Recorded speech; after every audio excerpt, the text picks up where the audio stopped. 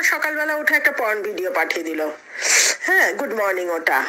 তারপরেই এবারে তোর, হ্যাঁ, যখনই সাথে থাকতো তখনই ওই এসেই জামা কাপড়টা একদম নাঙ্গা হয়ে যেত, একেবারে টোটালি নাঙ্গা, ও কিচ্ছু পরে না, কিচ্ছু পরে না।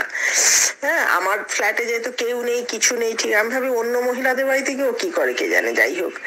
তো তোর পুরো নাঙ্গা, এবারে তোর ওই মদ খেতে খেতে এবারে ওই আমাকে কোলে বসিয়ে তখন তোর ওই পর্ন চালিয়ে দিত।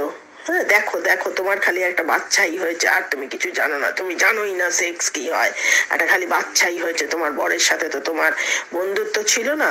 ব্যাস ওই দেখাতে দেখাতে এবার আমাকে নিয়ে বেডরুমে আসতে, এবারে ওই না এরম না এরম করো, হ্যাঁ এই করো ওই করো, হ্যাঁ কানে কানে কিস করো, দুধ খাও আমার আমার এই করো, আমার সারা গায়ে কিস করো আমার, হ্যাঁ এবার ওখানে চোষো, মানে এরকম আর কি ও আমাকে শেখাতো।